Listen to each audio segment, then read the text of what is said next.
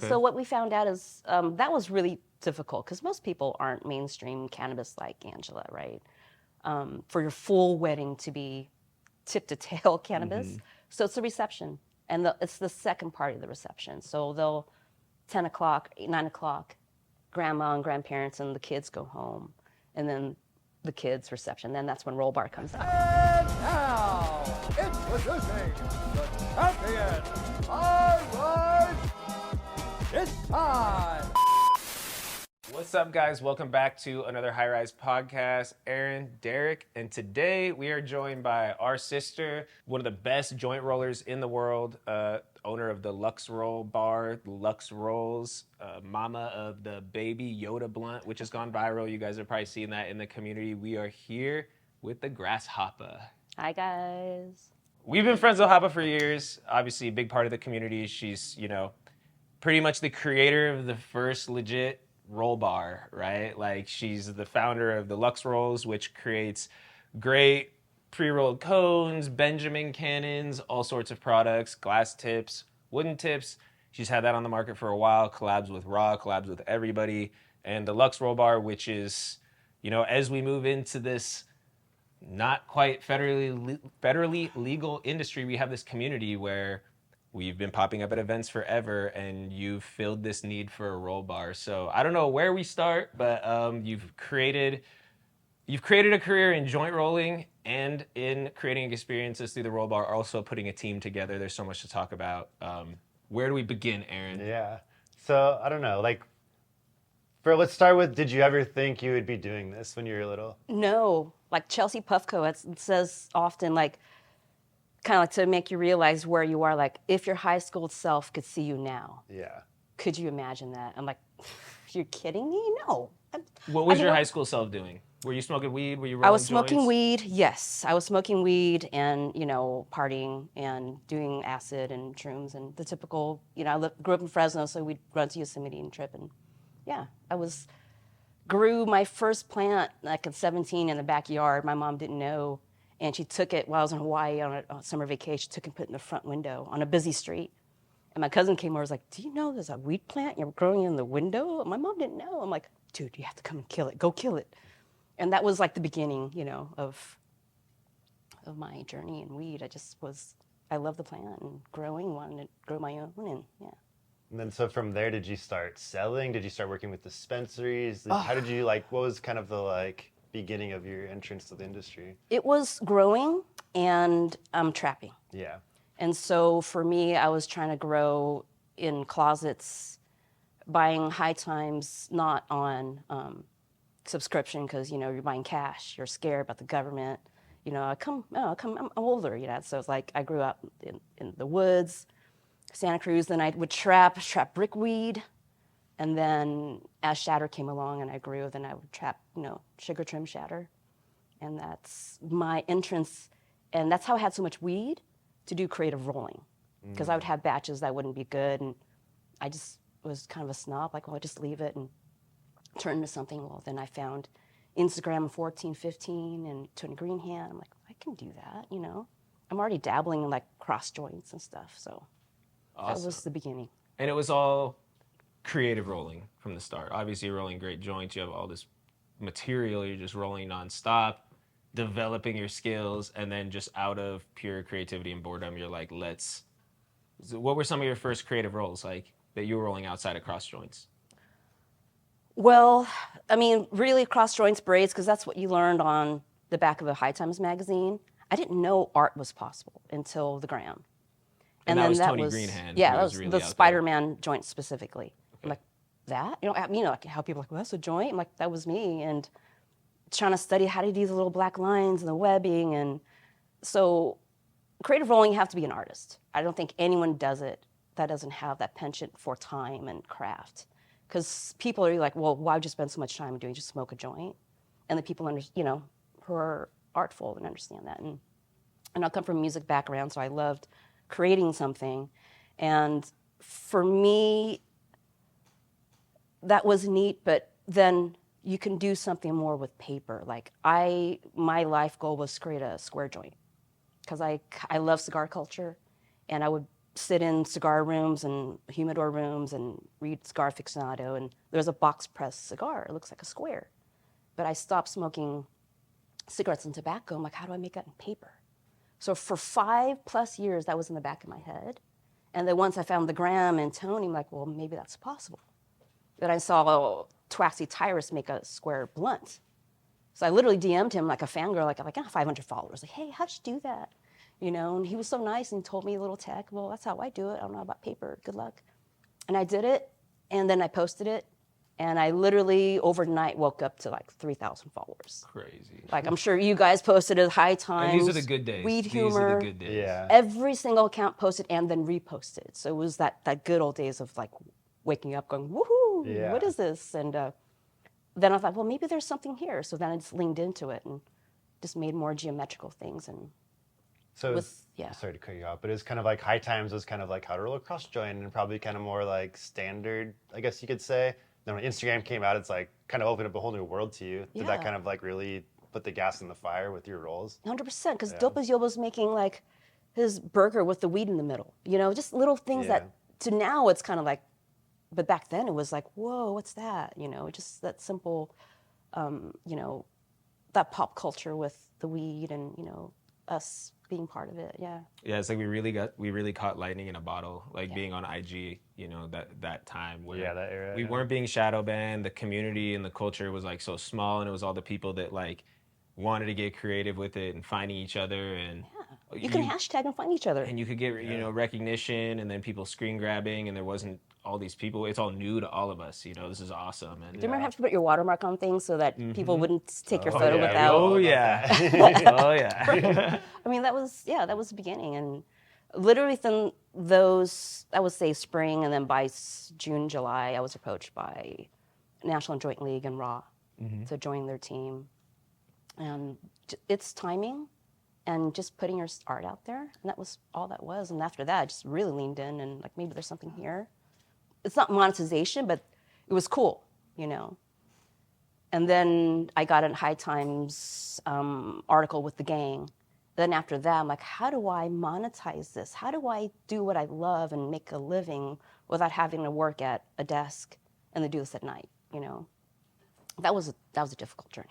Yeah, it's always like really, because there's a point where it starts to snowball, but you really got to work hard, work multiple jobs, and do it on the side if you're passionate. And then once it starts snowballing, you can quit one job and then quit the next job, and then next thing you know, you're Exactly. doing what you love, and Yeah. you get to choose which of the 80 hours a week you want to work. You know, that's owning your business. Which of the 2 hours you want to sleep of the night? Yeah. Yeah, exactly. You have a choice of that. And I didn't think I'd be making cones. Yeah. I thought when I started my LLC was creatives, like the weavers of packable, you know, like my art, but yet people who could obtain it in Kansas. There's like a lot of woven stuff, or was this pre-woven? Well, that's how I came up with the blunts? sword, right? Then Yeah. I wanted to develop more SKUs, but then I quickly realized there's not enough cats to buy $500,000 to keep a mortgage payment, let alone a car payment. You know, like how do you make a living off your Right. art? So I quickly realized it was that ideology wasn't, you know, it wasn't workable as, you know, a career. At that time. Yeah, at You the know, time. give it 5 more years. No, now people I have will other be able things in to- plan, now, but yeah, they're like, no, in that train of thought was Mm-hmm. quite infant, you know. But there's Kush Talk, how I did this is like, you know, people would send me free tips, like Organics would send me free tips, and I would get free Empire papers, and I would just hand roll them, you know. And people like, oh, that's cool, I want to smoke that. So I just really listened to like what people are saying, what they liked. And I went to Kush Talk and I made everything. Like I asked Dr. K for a table, let me make you a cool roll, let me show some art. And we did a cool favor exchange, and I hand rolled everything. I made stickers at Staples and put little bands on. I cut with little razors. Dude, I sold out of Benji cones in 3 hours on 420. Crazy. And it was on the ride home, I was like, oh. You know, I had a little ticker, like a prison ticker, like what sold. And it was the cheapest, the most, and the most expensive, the least. It was just, you know, that's how it was. I'm like, okay, I get it. What needs to happen? But then how do I scale this? I can't make all these and make 50 cents a thing or 10 cents, you know, it's, yeah. So let's talk about that. Yeah, well, I was Talk gonna about say, scaling. yeah, like I love how what she just said about how you did a trade with him and you like rolled some dope shit and like boom, you sold out. Yeah. But in the beginning, it's like you're not looking at that like instant, transaction. Instant or whatever. ROI. Like how like much of a part of that was growing this? Like, would you make a bunch of dope shit for people and just kind of gift people, and did that help kind of get it out there as well? Yeah, 100%. Just lovely community that we're in. We make good friends, and you send them rolls, and it was just sending out my swords to you guys, and just giving my art out, of course. But how do I make thousands? I can only make a little, you Right. know. So it was really like it just happened to work out with my best buddy I used to trap with in junior college, and he fell in love with a girl from Vietnam, I'm Vietnamese, and we're sitting there talking one night, and he's like, I need to move back there. I knocked her up. I don't want to live here. This is a rat race. I worked, and I have one day off, and I'm doing laundry. And I'm like, well, maybe we can do something. He doesn't know. He doesn't know rolling. So that was the beginning of how I could scale and make work. So I love telling people that I don't make a phone call to a foreign entity and order cones. It's my team. I train them. Every paper, every straw, everything here, I have a hand, or I literally have everything in it because I know tip to tail what it is. And I feel so proud. It's, you know what I mean? Because I think people get cones nowadays. They don't know what's from, kind of glues on there, or, For it's, sure. 100%. yeah. So it's really important because I feel like everything that comes out there is like my little stamp with it. Yeah, it's like genuine, yeah. Yeah, it's genuine. It's Yeah. intentional. Yeah. I'm just making a cone. I'll make a cone, but I'll make it the best I can because Yeah. it's me or you smoking, And you're working with a family. Yeah. You're working directly with a family. Right. And they want to overseas. make Auntie proud. There's a face to it. And I'll show them, look, I'm in a book now. Oh, look what you got. Look who's holding your rolls. They feel like they're part of it. And Yeah, it's this is kind a of really like famous person holding your rolls. You guys made this, So they have this, Sense of pride for yeah, what they're doing. 100%. Yeah. More than the typical job. Yeah. And of course, we treat them well. There's we take care of their kids. We provide food, so we have, it's a good environment. Yeah.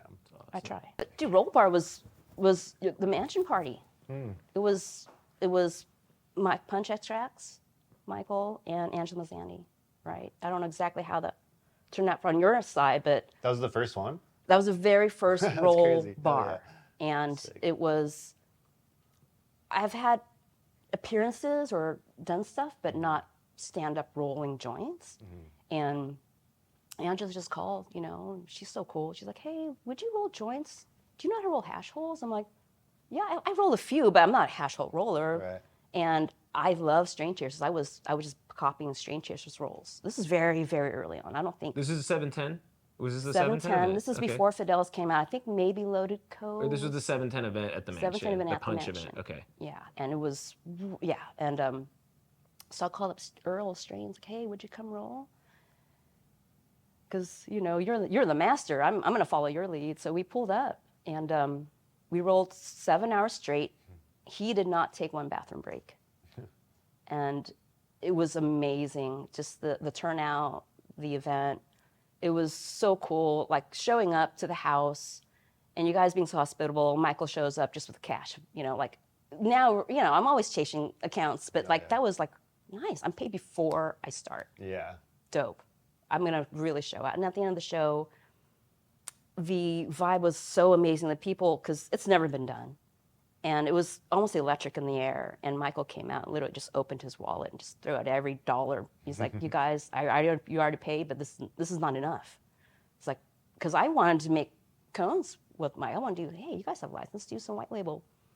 Let's no, we're going to make make a roll. Let's talk Monday. And so Monday, we're all with Earl, me. Sick. My first pre-roll consultation, we brought out the Punch Rocket. That was the birth of the Punch Rocket. That was an Earl roll. If you know Earl, that was his role. And you guys put together the team for punch. Yeah, I You hired the guys team. He did didn't know everything. anything. So I said, let me hire a team. But Earl has to be your chief. He's the foreman. You cannot run, if you don't know anything about rolling, you need this guy in your team. So have him on your team, and I'll hire you a team. That's how we found Savannah.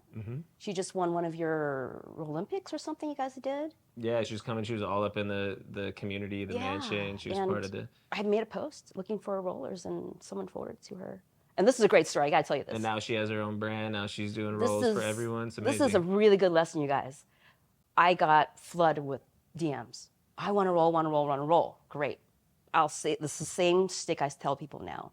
Roll 2 joints within 5 minutes, uncut, unedited, from ground flower. Cleanest and fastest you can.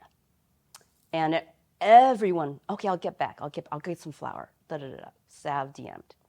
Same spiel. Within 10 minutes, I got a ding. The video was there. It was beautiful. I called her up. How'd you do what? Did you already have this on I was on the freeway. I pulled over. I did it real quick. Is that okay? That sold. Because, come on. That's just You that's wouldn't want that on your right there. team? That's initiative. You wouldn't want that on your team? And she doesn't have any experience, and other people did. I'm like, well, okay. And she's a female. And I literally just like laid it in. It's like, you're a female, like you're holding my name with you. You have to like work harder, come in earlier, stay later, like do it. Like this is your chance. And within this thing, like just really push beyond hard. And she did. And she was like neck and neck with Earl at the end. And she has like some kind of medal, like had 80,000 rolls in 6 months or something. Crazy. From punch. That is crazy. Yeah, they had to cap them. They had to cap them from rolling per day because they were rolling too much. It became a competition on the tables, And everybody gets better because you guys have like the best more rollers you on the table, and Right. rolling these hash rolls, and now seeing everybody, dude, like every brand's putting out hash rolls on both sides of the market, and you need the tea, man. You were like the first one to put that together, and that was all based on necessity. It just didn't exist, and let's do it all just based on the hanging out at getting hired at the 710 event, man. But after that show, everyone from the dispenser was like, when's the next one? When's the next one? And luckily, your show had all the dispensary owners and brands. So that phone calls, they just started coming after. And the next biggest show was Hall of Flowers. And that's where Bruno came on and Earl. So us three for 3 days straight. It was the booth. A lot of joints. They were showing with like a pound of rosin. And so we're in the hotel room like eyeballing. So they're like 0.5 gram rosin ball. I mean, they were just massive. So when you came, you got rocked. They came back, can I get another? The people coming back like wow. And they're watching you roll these fat worms. Like, so yeah, that was Who did you guys roll for that one, the first Hall of Flowers? That was Centurion Extracts. Okay. Because you guys have done high 90s. You guys have done with everybody. Let's talk about weddings. You did Angela Mazzanti's wedding. That had to have been like the first cannabis wedding at a dispensary. It was at dope. A dispensary in like Made Redlands the cool or something. Champagne Flutes creative. And then you Roll guys are Bar. rolling, and then JoJo's doing the puff portraits. It was like you guys can check out all these vlogs on our channel. We have the 710 Punch vlog is on our channel. We have the Angela Mazzanti's wedding is on our channel. So Weddings you guys are can my check out all favorite. these vlogs. Yeah, weddings is top tier because So you the guys do vibe- weddings a lot now, or? Occasionally, we do receptions. Okay. So what we found out is that was really difficult because most people aren't mainstream cannabis like Angela, right? For your full wedding to be tip to tail cannabis. So it's a reception, and it's the second part of the reception. So they'll 10 o'clock, 9 o'clock, grandma and grandparents and the kids go home, and then the kids' reception. Then that's when Roll Bar comes out, and that's how it's been working. Yeah. What are some of the other events that you've done that have really been outside the box, like that you never thought you would do? Maybe not. I don't know. Maybe it's some cannabis event that has wrestling, like Real Deal Resin, or maybe what are some cool events that you've rolled at? 2 would be golfing. Awesome. That's so much fun because it's a different atmosphere, different lifestyle and people. You're seeing doctors, attorneys, and who also enjoy cannabis. So I love that. And recently, and you guys are in your tuxedos. You guys got the bow ties. You got these rich gloves. dudes. You're on the golf course, country club. People, they You're want to Roll smoke, Butler. but it really fits that demographic for these dudes to be like, ooh, I can have a trait. And people walk up and they feel a little taller. You can see their shoulder, like, hey, what's going on here? There's a little more air of admiration with each other. So you can see that feeling. And it's tangible, so it's really cool, like what the dress does to people and how they approach you, and especially when you put yourself in like a golfing, like me and Josh and all the boys been golfing hella, so it's like it's definitely like a different experience out there of people, but like it has its cliche stereotypes of golf, but at the same time, a lot of these dudes are business owners, so when they roll up and they see you guys. presenting yourself this way with these beautiful joints, and you guys are dressed up like that. You're definitely, as business owners, going to be like, whoa, what is this business? You know, like And they're going to get it. You feel more special receiving it, even. You know, it's a little more. And it's hand rolled, you know, it's rolled by you right there. It's like there's love. You guys have the little conversation. It's always talking to Bruno about it. Is you guys get these really cool 2-minute podcasts, like 2-minute little exchanges of energy with people hundreds of times a day, and that's got to be really cool. It's also got to be pretty taxing, but you're taking in and giving a lot of energy for 7 hours while you're rolling. It's a lot. And the second one will be a Grammy pre-party, like Grammy week, and we're at the Bell estate, and it was 0 cannabis people. You and we know in these industry events we see a lot of the same, and there's 0 familiar faces, but everyone was cannabis friendly, and it was just because it's music industry. And our room was, we were in a small little room, but it was like you could not move, and it was just, that was super dope. Yeah, they're probably blown away because it's like so out of the ordinary, like to the like, regular we know people. this For us, we existed. see this all the time now, but for like, yeah, that's interesting. That was cool. I want to talk about a little bit more about like you starting the business. Like, did you grow up like entrepreneurial, or like did you ever have that business like drive in you, or like where did that come from? Yeah, I think it's natural. My sister called me like a young entrepreneur when I was probably in grade school. I remember that sitting in the back of my head. I come from a poor family. We immigrated here, so we worked my parents were farmers. We owned farms in Fresno. So I think I know hard work, 7-day work weeks. That totally helps. And then I wanted money for treats and candy and soda pops, so I would wash cars. I would swat flies at barbecue. I would literally sell little tickets for little shows for $0.25, you know, and I would walk around selling tickets. So that was very much It's like me. ingrained in you almost. Like, Like how do I make money? Like they're not gonna give it to me. I can't get it, so I'll service you. What can I do? Massage? What do you want? I'll do anything. You know, that was Provide me. value for sure. Yeah. And so, what were some of the challenges starting a business, especially this type of business? Doing the pre-roll manufacturing, the most challenging. There's no rule book. I think if you want to be like a coffee shop owner, there's some kind of semblance what you need to do for a restaurateur. There's no one to look to. There's no one to say, how do you get across customs with paper? Or, oh, wood tips are getting held up with the agricultural forestry control now. Like, oh, that is the logistics. All these little nuances and laws and whatever. It's probably a million things. Yeah, and I say as far as competition, in anything I do, roll bar, whatever it is, go for it. Have fun. Like we're gonna roll a 20-pound blunt. I literally will be there to watch and cheer you on because I know how hard it was to do that. Yep. Like here's the recipe, but it doesn't taste the same. or Yeah, whatever, and that's why I'll show you like parts of how we constructed that because a lot of creative rolling we don't show you. I'll go for it because it was hard. It's 6 months for that 20-pound blunt to plan. To have it actually be consumable too. I know that's a big thing with like weavers and a lot of the joint art. It's making Like it the engineering of it, consumable. right? Yeah, Like, making it so that it burns correctly, it hits good. Like it's pretty crazy hitting some of these weavers. Like I remember because even just rolling a cross joint or even rolling like a half-ounce joint, it a lot of times doesn't even hit correctly, right?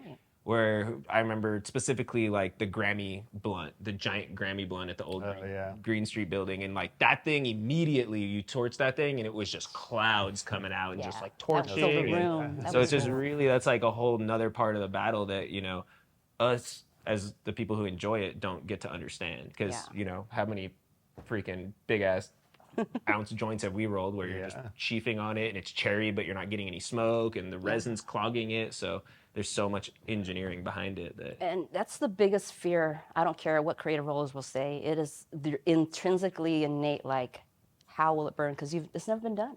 You've never done that shape. No one knows. It's like you have experience and you can plan for it, but you don't know if there's a little air leak somewhere. You can't tell. There's like Towley, like somewhere in his feet when we're burning him, there was an air leak somewhere. You know, he didn't start chiefing until like past his knees.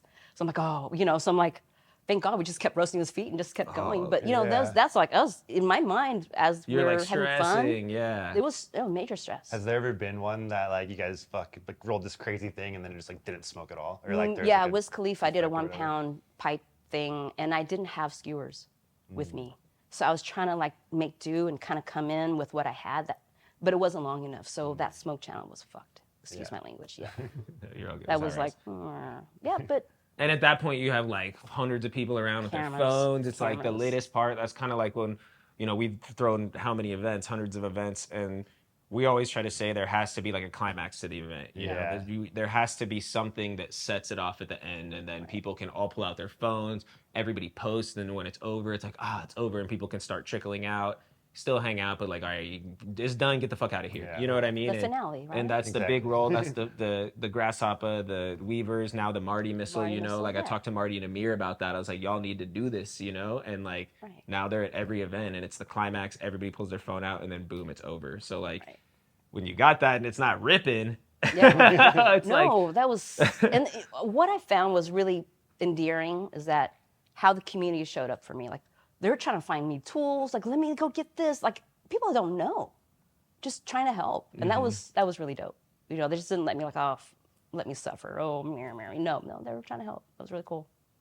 Yeah. all right, let's talk about real quick. This will be kind of on topic, off topic. Etiquette. Top 3 do's and don'ts when you're smoking a giant cannon or piece of art. What should people do and not do? Hold it up. Number 1, just hold it up. Give it, because we don't know the art part and how they packed it. Just make sure, you're holding it up. Number 2, don't chief it like a regular joint. Take like baby sips, especially if it's a big joint and it's a huge cherry, because imagine that heat and that distance to you. So just take baby rips, at first. Don't go, because you'll probably do die. that. Just little, you get rocked. right, like, because people want that big hit, but, just baby chief at first, kind of like, okay, then, lay into a little more. But those 2 things. And number 3, don't manhandle it. It's art. I think people sometimes they walk up and, what is that? They're just, like, it's a stuffy. And just, it's like, oh, no. Yeah. There's 16 hours gone, right? Dog, 16 hours on an arm. That's just 1660, yeah. It's like someone walking to your art and just like, what's this? Yeah. So what would you say your most viral piece was? That be the Baby Yoda? Viral piece has to be the square joint and then the Baby Original Yoda. square joint. That's like what set you off. Yeah, the square joint, because during that era, how it permeated through every, it helped produce me. I didn't Crazy. think of doing this. I think one of the first rolls that I saw from you in person was at a High Times Cup. Probably 5, 6, who even knows how long I ago? remember. And It it was was Wally. the robot, the Wally? Yeah. Yeah. Yeah. That one was crazy. That's the first time I met you guys. Yeah, it was yeah, I the was San gonna say, Francisco High yeah, Times. That was a while ago. That one was First- insane. Yeah. That was where you were there, Mac and Joya? I didn't even go on that I was one. probably with Mac, maybe. No, I I don't think know. you were there. I don't remember, I honestly. think Francisco? you and Koala. We at a were little with Koala picnic and like table. John Capetta and who Oh, else John was there? Capetta was. I didn't know I John. don't know. back Maybe then. Josh? I don't know. It's too long ago. I Yeah. remember, and that's when you met Matt Barnes. Yes, With the Matt Barnes ears. was You there. were the ears. Oh, yeah. That's what Yeah, it was. that's- Yeah. That was Matt Barnes. Yeah, was there. I wasn't there, but that's what I remember. And then you sent me the video of the Wally. Yeah. Dude, I was an Yeah, idiot. it was- I had rolled a basketball for something else, and he's like, "Is this for me?" I'm all, "No." I'm like, "I should just give it to him." An idiot. I'm all, "No, You're like, give me your contact. I'll roll you Yeah. to scale. Let me roll you up." Basketball. Yeah, NBA size. All right, so Hoppa brought us a little gift. Yes. And she was explaining to us a little bit what it was before the All right. podcast started, but this looks pretty special. This is a hand-rolled cigar, cannabis cigar. I don't want to call it a blunt because it's beyond that. This is done in the fashion of Puroco.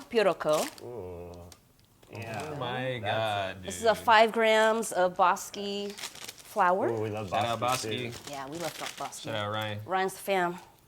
This is beautiful. That is, what's the flower? It's from Hall of Flowers. We rolled candy,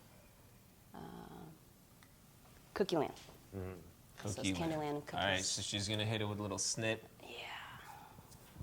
Man, I miss Roll BMC's post, man. I miss Ooh. Dan's post, dude. He'd be sprinkling us with some posts here and there lately.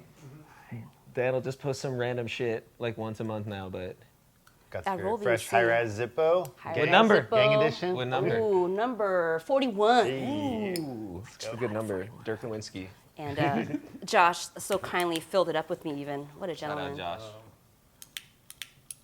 I may have used it up. It just doesn't work. You know how it is when you're No, first. he filled up with me months ago, rather. So Purico is this amazing cigar roller. He doesn't use the typical leaf. He doesn't roll in the typical way. So very much similar to a cigar master roller style. What's your favorite thing to roll and smoke? Is it something like that, or is it just like a little pinner, or like do you have a preference? My favorite is a hash roll, honestly. But I won't wake and bake with a hash roll. Right. But you know, I always smoke like a sativa or Jack in the morning, and then hybrid in the afternoon. Like love a Skittles candy. Your smoke looks so dope. Look at that. And then would you do like a 1.3 gram little cannon, like for your Percy? Yeah, Like, one what and a do you do? half. One and a Yeah. half by 0.5. You know, a little Okay. heavy. All right, so I'm gonna get greeny.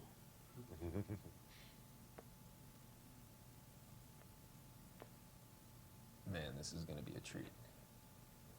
I don't smoke well size. Thank you. Some Bowski. Okay. What flower is it again? Cookie Land. So it's cookies with a Candyland cross. All right, I was also telling Hoppa that I wanted to do this on a different podcast or episode, and it's gonna be blasphemy, but I wanted to roll something like this, Damn, it tastes so good. and I wanted to just puff it without inhaling it, just puff it like a cigar for the whole 7-gram cigar, Just in the mouth only. and see if you get high. Everybody's gonna say it's a waste, but I'm interested to see if the THC will deliver the same way the nicotine will deliver. Like, what is Wait, it? say that again? You want to Sub-equally. smoke it but not inhale it? Yeah, like you would smoke a cigar. Or just You know kinda how- like puff You it know or how you whatever? smoke a cigar and you just Yeah, puff on it yeah. and you get high from the nicotine. Yeah, and I the saliva wonder. in your mouth. Obviously, you're not going to get completely lit, but like, how buzzed would you get off of like a 7-gram blunt cigar that you don't inhale? I know people are going to be mad. Why would you waste that? But if I have extra I think you weed, get high. I want to try it. Just see how high. You know, Yeah. it might. I feel like it would feel like maybe a 10 milligram edible high Yeah. with the buzz of a cigar. You know, like you're not going to get like lit head change, but you might get a body high from the THC mixed with the nicotine. Like, I'm gonna call this. I'm gonna say it's gonna be extremely hard for you to not inhale. That's my problem. I occasionally. can't even smoke a Facts. cigar Facts. because I don't know how to like not inhale it. Like, Right. Because you're just, you know, you're gonna inhale, dude. That's what Yeah. you do. 100%. And it's not like if you inhale a cigar, you're going to choke. You're going to like accidentally inhale like 5 times. Right. I do that to cigar. I'm trying to just Yeah. like, I'm like, oh no, and then I turn green. I'm like, oh no, I shouldn't do that anymore. Yeah. But actually, since Roll University and Hall of Flowers, I've come home, and my mind has been nonstop on cigar blunt rolling, and I haven't had a passion to do something different, and unique for a while. yeah, it's exciting. So yeah, like, I think I'll spend in the next coming weeks just really doing different sizes and formats and kind of getting familiar with it. For me, it's one of the hardest leaves to roll. It's very supple and thin, so you have very little like room for like air. Yeah. And you have to also pull the skin a bit. It's kind of unique, really unique. Yeah. So I like elevating my skill set and. It's a completely different tech. Like, I remember going to Champs and seeing one of the booths had like a cigar rolling dude who's just chopping them, some like old Cuban dude. Oh, yeah, I remember that. I was like, hey, can we take one? But he's just rolling these fat ones, and like, it's the knife is like that. It's not a normal knife. The way Has that that little yeah, wedge. it's like the I don't even know what you Guillotine call it. Yeah, kinda. exactly. And you cut it that way. Yeah.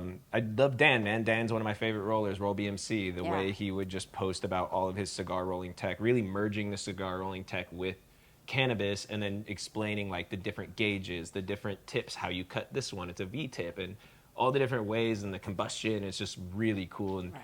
it could really heighten your experience with cannabis. You know, like letting the burn line catch up, and the ash cooling it down, and just all the little components of smoking. Yeah, exactly. Dan and Purico for me are like cigar rollers, not just beyond blunt. Right. There's the attention to detail, the intention. Like you're saying, the V cut's different, the draw's different, because with cigar culture, there's so many different ways of inhaling. There's a little pokey thing that you can do. There's All your accessories too, right? You have all your little accessories to Little like tools, yeah. nurse on your cigar, and Yeah. that's something that is definitely going to merge. Like as you have these $2,000 ounces, these crazy craft cannabis that's coming out, and certain people that have money that want to pay for that. hand roll, yeah. Like being able to roll Ooh, thank you. a humidor full of these cigars with some NorCal Nemo or something like that is, Right. what these super rich people and famous people are going to want to experience. Exactly. I personally don't love cigars. I really haven't, only except for ones that I've made and I've kind of changed the smoke, but I don't like, but for an infused product or roll, that what you're talking about, the hash hole, the elevated blunt, I think that's where it's going. For sure. Yeah, I just personally, I just think that the hemp wraps just don't hit the same. Obviously, there's like no nicotine, but the way that they burn, you know, oftentimes they just run, and I don't know, they kind of just. I think a tobacco wrap definitely smokes a little bit better. Something about like tobacco and cannabis going together hand in hand, right? Like it's something that's been consumed together for like thousands of years. Yes. Right? Like, well, that's the beginning is hash and tobacco. Tobacco, yeah. It's The not, charas. The Right. charas in India. It's not the green herb. Like That's mixing hash and tobacco or bubble hash and then putting in a chellum and then sparking it up and then passing it around. right. It's like in Indian culture for how long, you know? Yeah, exactly. The little chillum, and then it bleeds into Europe where it's just tobacco with little Spliffs. sprinkles of hash, Mm-hmm. and that's why it's so thin and small because it's so potent. And it's able to transport bubble hash all over the world versus Right. trying to keep fresh cannabis, and you can't grow the greatest cannabis all over the world like you can in, you know, our climates. Fresh cannabis is really America and Jamaica for up until the last decade-ish, right? Because even 10 years ago in UK, it was hard to find fresh flowers. Still hash, it's still tobacco. Now it's, you know, it's definitely changed with our influence, but up 70s, 80s, 90s, 2000s even, it was just really U.S. Yeah. and Jamaica. For When I flowers. used to go to skate in Europe in the early 2000s a bunch, it's all like just trying to find flour was so hard. It was just people handing me like little bricks of bubble hash to roll spliffs with, right? Like, and it would last forever, dude. Just hand me like a little like thing the size of my pinky. It should last me like the whole trip, just rolling up spicy Or twists. I'm sure you meet like European friends that come up, all I have is hash. You're like, oh, okay, Yeah. all right. Great. And now they're smoking like the hash rosin, Right, you know, right. like the elevation of it. But I so wanna- go ahead. I was gonna say I want to talk a little more about the Roll University and like how it's Hall of Flowers, how it's doing that, and maybe like just explain a little bit about it. Yeah, for sure.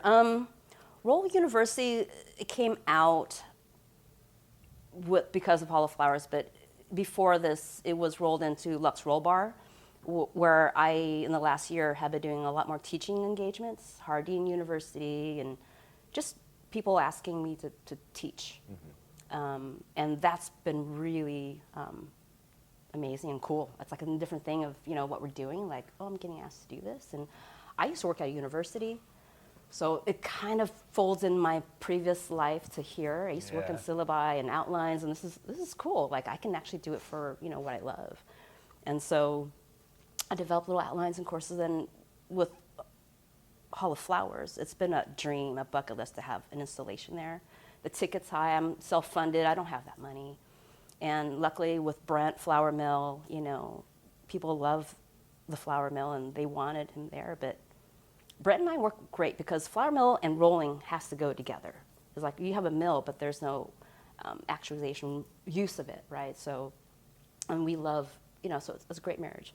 And so we brought to the Hall of Flowers team the idea of bringing the greatest rollers, and it wasn't called Roll University, but just basically a place where the community can go without a brand, without a paid service, community. Like, we're always working. I can't pull myself from my table when you guys come up. I mean, I barely run out and give you a hug. I have gloves on. I can't spend time with you, you know, because I'm on the clock.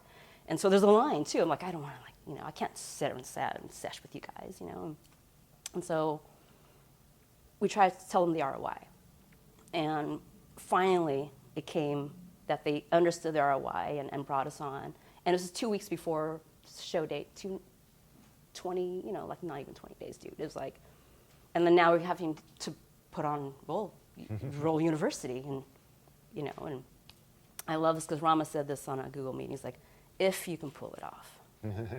And that was my Martin McFly. You know, Let's go. Yeah. oh, you don't know. Like, If you Oh, could let's- pull it off, dude. let's go. Rama. No, that's why I didn't sleep. This is I, Hoppa's my phone was on like notification or whatever, silent, do not to DMD. damn, for like created the weeks. villain, Rama. Here's Yeah. your origin story right there. I love you, Rama. Thank you. We're gonna have Rama on soon. We'll have to ask him about it. No, I love Rama. I think We also have this agency because of Rama. It's Rama's fault. I met Gary Vee. I was starting my This is all business Rama's because fault, of dude. Rama. I would not have started Luxe Rolls LLC when I did without Gary Vee. And I came full circle when I met him. Literally, Tell that story. You met Gary and he kind of like what happened with that? So I wanted to be an entrepreneur. I was in that fear factor stage. I was fear. I don't know what people don't like. You know how everyone is stuck there, right? I was there, but I was listening to you, Entrepreneur, and I found Gary Vee. This is early days. I was listening to him at 14, 15, 16 material. And it's YouTube nonstop while I was developing and rolling swords and making, you know, the packaging for the sword, my Tonto sword. And he said one poignant thing, and a caller had called in and said, I have this idea. I can't go forward without a partner, but I'm scared with my partner about it. And Gary's like, okay, well, fuck it. You have two roads. You know, he cusses a lot. The idea dies now. Just kick it to the grave, bury it, walk away. Or B, find the best partner you can, protect yourself, and go forth, good man. And that was me, because I was like, I can't do this by me in my little 4x4 cubicle. I took a picture. I'm going to post it one day. Like, everyone has their founding photos, you know, of I was literally in, like, where the kitty box was. You know, I was, like, little rolling and my little cubby in the closet. And fuck. And that hit me, like, that's me, dude. Like, I'm going to die right here. Nothing's going to, like, fly. Or I have to lean into, like, finding my partner, like, trust my bestie, my dude, and try. And that was it. And literally that was that turnkey, like, now fear factor off. Die or go. Yeah. Literally die or go right now. That was again, Gary Vee just said those magical words in that moment that you needed to hear it. And so, you know, 2 years later probably or so, and we're at the Green Street building with, you know, at a great party you guys were throwing, and I'm with Sav, and Brothers Broadleaf came, and we're setting up, and here comes Gary Vee. I had no makeup, nothing. I just barely drove up that day, like, torn, and I'm like, oh, like, I was, yeah. I haven't fangirled on anyone like him. Because to me, like, I'm here because of him, Yeah. you know? Yeah, same. I mean, we watched. I was going to say, I fangirled on him as well. Yeah. Remember, I think it was the first Hall Flowers. We saw him like walking by in front of us. Oh. Me and Derek were walking. yeah? Also on a vlog. And we're walking. He literally crosses our path like perfectly. And like, without even thinking or anything, I just like turn and just slap him on the back. I was literally just like, I don't even know what I'm doing. I just And I'm reacted. filming it too. Like, I don't just even, I'm just, like, we're randomly filming like, it. slap him on the back. He turns around. He's like, "What's up?" And he like just Gary Vee. And he just acted like he knew me. Just like Yeah. the dopest dude. I'm like, "What's up, man?" I just like shook his hand all awkwardly. And he's like, "All right, have a good one." He like walked in. I was like, "What did I just do? Like, what did I You just just a slap little him?" fight. Yeah. Dude. And then the next time, Rama brings him into our Green Street office, and for some reason, he thinks that John Capetta and Frank Castillo are high rise. Are the owners of High Rise. Yeah, That's right. so funny. that's the new inside joke. Yeah. Like, Frank owns high rise, and John and Frank it. own high rise. So Yeah. Shout out Gary Vee. Yeah. Yeah. No, he Okay. spent like good 5 minutes because it was Nice. before the show had started, That's and dope. you know I was shakily telling him my Yeah, my your thank stories. yous. Yeah. You know? and then Aaron played. I think that was the same night Aaron ended up playing him. Oh, I in played hockey. him bubble hockey. Bubble That's right. hockey. Yeah. He whipped Pictures my of ass. He beat your ass, but that's cool. You got a couple points. You never Yeah. played in your life. Yeah. That's like his thing. Yeah. Got a couple points on him. Did you? That's cool. Yeah.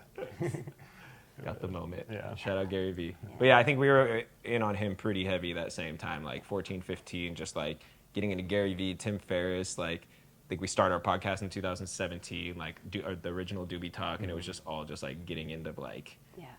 fucking yelling at everybody and just do it and fuck everything. Get us and, all you know, fired up. Yeah. 4 billion to 1, all the same stuff. But we're here. Yeah. So what's next? What's the future hold?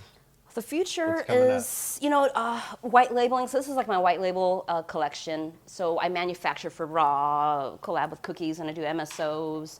So pre-roll consultation, and this is, I get phone calls, people wanting Luxe Rolls with their branding. So of course, but let me make it better. Let me make something unique to you. And so that's the future of the business as I grow the brand. But I love my charter as it's morphed, as we're talking about how things change. Is like, I really want to change and improve pre-roll culture, just roll culture in general. We're in the infancy of our business, and why can't we have master rollers, cigar makers, or Master growers, the same master thing. growers, or you can have different levels of it. There's luxury of everything, and then for me, I feel most manufacturers who make cones are not smokers, and so what you're getting isn't really made for you. It's kind of left over from tobacco world or whatever they're putting their money into, So for me, it's truly intentional product. The paper, everything, the draw,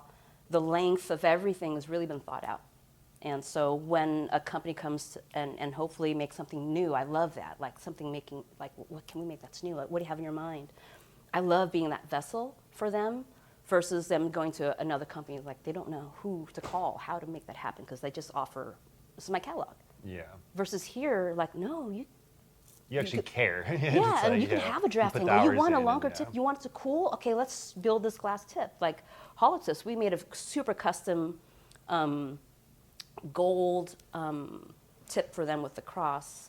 The manufacturers came back 3 times, says it's ruining our machines. We can't do it. Like really, like it took a long time to actualize it for them, But it's made almost to spec to like a buckshot. Like an actual shotgun shell. Yeah. I researched, I bought the shell, calipers out, everything, like everything you Crazy. can. Like you want a buckshot and a cannon? Let's go. I'll make it for you. Same size, just like the mold, like how. Yeah, you can stick it in the cartridge, very much similar. Yeah, Jaime makes his like 3D printed molds in order to make his blunts and his art. And they're 9mm. You can stick that in that as Yeah. a cartridge Oh in my a God. in a. Just spray the weed at a duck Yeah. or the deer. How you feeling? You cooked? That thing's nice, man. I Got a roll nice real little tight. buzz. It's So what's really a nice. average burn time on that? Would you say like an hour? It's like a Thai stick. 2 hours? Hour and a half? 45 minutes? Yeah, a 30 little 45-minute puff, It's dude. 5 grams. How do you guys like it? I'm lit. How's Tastes it good, taste smoke though? Like nice. you guys still smoke blunts more We- than I do. So like how I love Boss How do View. you compare like the blunt to like other wraps or? I like it. I like it a lot more than any flavored wraps or. I don't Yeah. don't really like the hemp ones too much. Definitely prefer I like the Brothers Broadleaf ones are good. Exactly, because that's like as close as you're gonna get to like a cigar leaf out of all the brands, right? Right. Everything else is just like a cut, Right. sprayed leaf. It's a But no, quality. this is nice. Yeah, so Future's this white label and making for brands. I just came up with an Elements line. So if you guys see that, this is the Elements cone. It's just such a great. It's like such a Glass great place in tip. the industry because you can work and collab with so many people, right? Like you got Yeah. Organitips, you got Elements, you got Raw, you're collabing with cookies, collab with Flour Mill, collab with people in family in Vietnam. Like Exactly. everything is collaboration in this accessory, right? So like a That dog one's walker perfect. cannon. The X-Zip in there. Dog walker. So people asking for like the 1 gram. If they want this. What I love about what I do, I try to make it. Damn, that tastes My good. intention is always to make it smoke like a hand roll. Like I rolled it for you, or Josh rolled it for you guys. Like the draw is similar, or maybe you pass that around, you think someone rolled it. That's like the ultimate compliment that I could get as a making that. That's awesome. So and then after that, it's roll bar and roll university. So roll university, I'm gonna go hard on you guys because again, like I'm just listening to people. Like they're already calling me for it, and the feedback from the rollers, the community, and just seeing the happiness. Like we're there, and people are like, "This is the best day of my life," or they're saying, "This is the coolest. I'm so happy right now." There's all these comments, and just in that moment, like, wow, this is. They'll always remember, like CGO taught them how to roll a hash hole. Yeah, It's it's just like a creating- universal language almost. It's like everybody kind of can like understand it or whatever. Like, It's all connect with it or experiences, whatever. and with the roll bar, it's just really. Yeah. How can you guys just keep creating more experiences? Not just you and the person you're rolling for. Now you're having all the rollers together, Yeah. them all creating. You put all the rollers on together. You guys have created. That's what's the And it's coolest part. growing. Is, I think people think it's small, like I'm just having my little knit. But I think it is that way because I'm protecting what I'm growing, because I don't want that quality to filter it fast. I want to learn what I'm growing, because it's never been done. I'm trying to listen to the clients, the culture, and the rollers. And then I didn't know I'd be treated like a roll monkey sometimes, and that's a new feeling. yeah. Like, roll me, roll. I'm like, wait, I'm a person. You're like, Yeah. I'm not, like that. Yeah. There's, when I tell people, like, we're not SEAL team, we're SEAL team 6 of rollers. So roll bar will have, because everyone can't quite be that, because it's hard to be at this level and have persona, look, roll, and you have a business, because one of our requirements is that you're a professional roller. You either have your own trap brand or you roll for a brand already, because you're coming on board as a pro, not as a rookie. Yeah. So when you come on board, you're already rolling with somebody, or you have to have a really good name in the industry, because some brands, like, oh, I can't work with that brand. No, you gotta. Well, you created like the Avengers of rolling. Yeah. You know, like you've got the dopest team, Straight Chasers, Princess, Yeah. PBR, Bruno, CGO. You guys got all the dopest dudes and men and women, Yeah. and everybody has their own personal brand, and everybody's doing their own thing. But you guys are coming back to do Luxe Roll Bar, Rolling University, and you guys are gonna take the fuck over, dude. Like, Yeah. this is exactly what the industry needs. This is like what the future. There's gonna be a need for it in the future, and you guys are creating that. I want to be in every paving your own consumption lane, yeah. lounge. I want consumption lounges. You know how, like, you go places in a hotel have a Starbucks signage. Starbucks isn't there. It's just serving their coffee, you know? Yeah. But I want you to walk into Planet 13 or a New Mexico lounge and see the Roll Bar logo and go, oh, something goes down here. That's the future. Like, I want people to That's walk right. and go, I could see this all over the world at Yeah. different events Every and lounge, destinations. like every Friday there's a whatever. roller Easy. gonna pop in and roll whatever flower or whatever roll for you. And And the more that like you guys are traveling, Bruno's going out, Aiden's going out to Cannabis and freaking Germany, and they meet all the other dope rollers out there, and you guys are connecting. You guys are like fucking the Freemasons or whatever, like But like I just think all coming together, we're like really meeting and then kind spreading people. tech, and then Right. it's awesome. It's just it's another niche in the industry, the same way that these trappers are doing it, the breeders are doing it, the growers are doing it, going all over the world, meeting each other, you know, Yeah. spreading tech and information, and we're just in the infancy of this shit, and we get to see, I don't know, it's just so awesome. Who knows where the fuck we'll be in 5 years, but yeah, From the mansion on 710 to all this shit. It's pretty wild. it is wild. Like, all right. Well, before we get out of here, where can the people find you? find me online at luxerolls.com, on IG at the Grasshoppa, double P-A, Luxe Roll Bar. Find me anywhere. She's everywhere, dude. Go to any cannabis event in California. Make sure to check out those vlogs on our channel as well. You can see she's all up in like all of them, like every single vlog. So, all right, until next episode, guys. Peace. Keep pushing, keep rising. We out. Peace.